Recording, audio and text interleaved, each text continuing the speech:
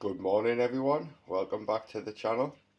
I've been out collecting rose hips over the course of the last few weeks, and now we're coming into mid-November.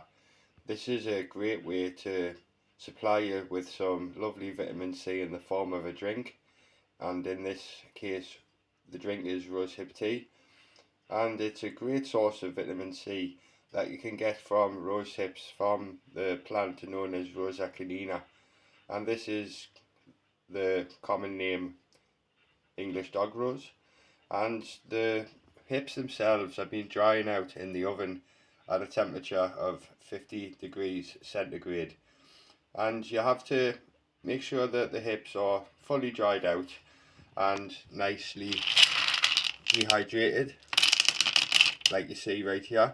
And then I've been hollowing out the fruits, and you don't have to do this, you can just keep them as whole fruits dried out and then crack them open, and then you can make yourself a cup of lovely rosehip tea. But you can see there the fruits that I've dried out, and they've been hollowed, and I've taken out the seeds and the hairs that are inside. So that's them right there. And there's a rosehip right here which I've cut open with a pair of scissors, and I like to use the back of a teaspoon to scrape out those hairs and those seeds.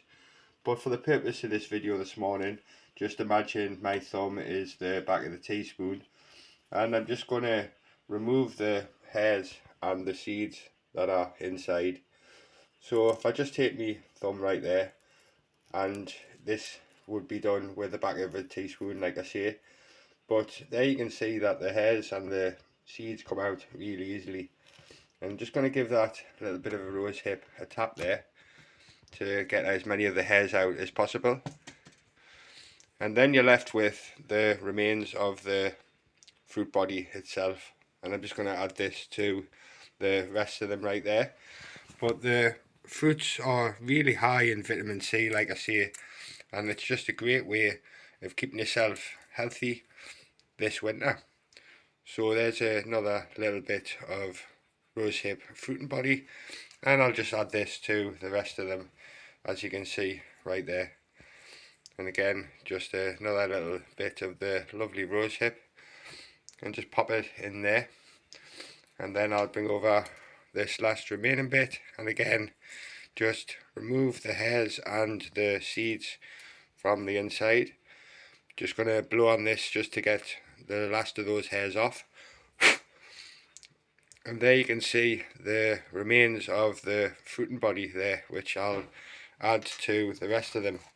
And if you take your time with it and use the back of a teaspoon, then you can hollow them out and you're left with what you see right there.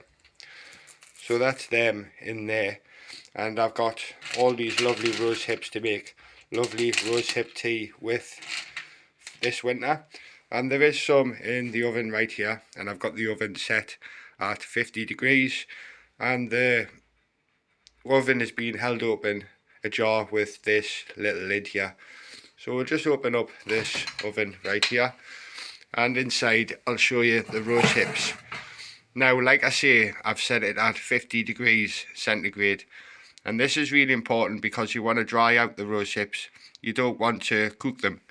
So these ones are currently drying out, and as you can tell by the sound of them when they're falling there, they're not quite there yet.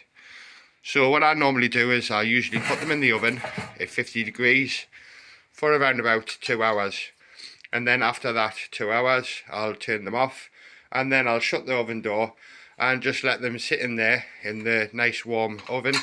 And then when it's cooled right down, I'll assess the rose hips and see what stage they are at, and if they're not fully dry as I want them, then I can repeat the process until they're dried out like these.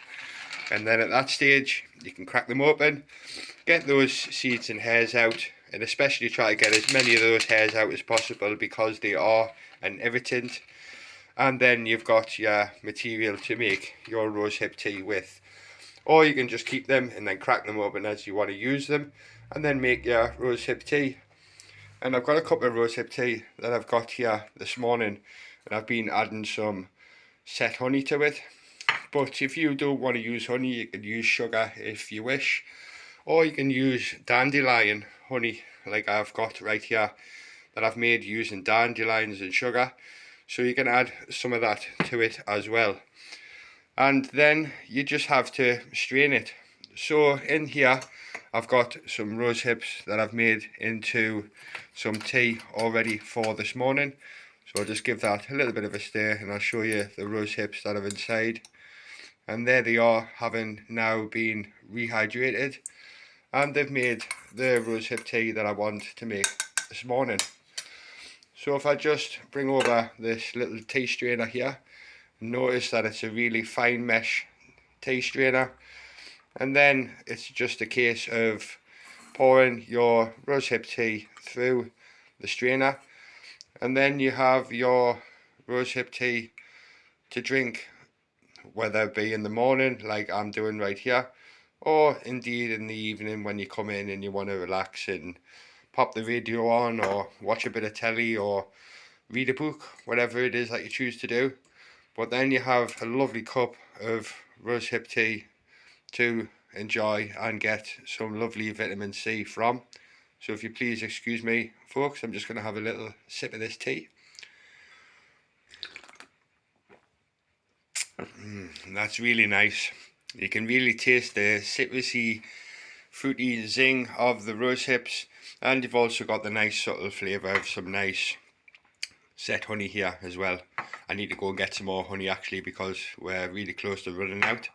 But that's it, folks. Rose hips dried out to make lovely vitamin C rich drinks with this winter. But you don't just have to make tea with it.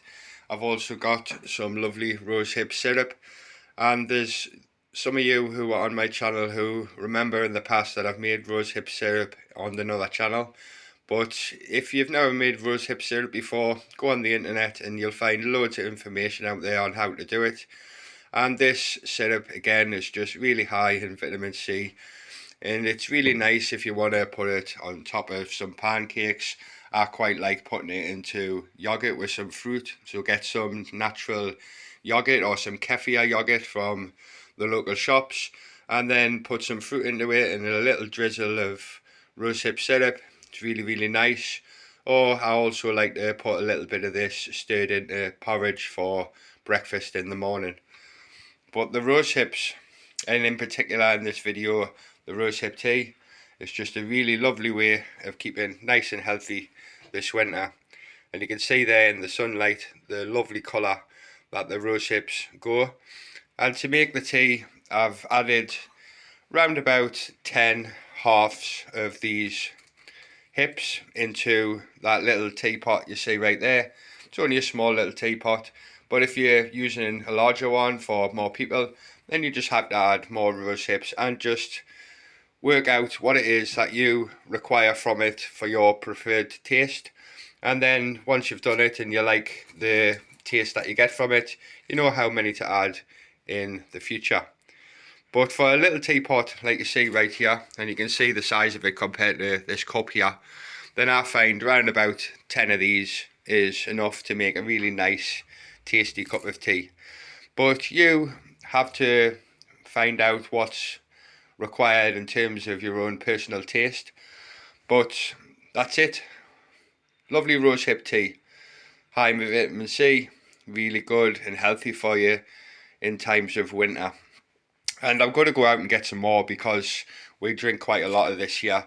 But if you do go out picking them, I like to not take all of the rose hips from each particular bush. So if I come across a bush with quite a lot on them, I'll take round about a quarter.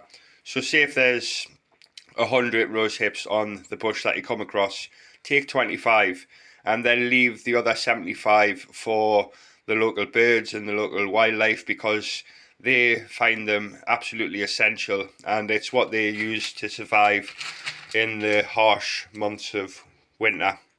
So don't be greedy. If you go out picking, come across a bush, take what you need in terms of it being a quarter of the fruits, and then move on to the next bush further down the lane or further across the park, or further across the fields that you're walking over to go get them.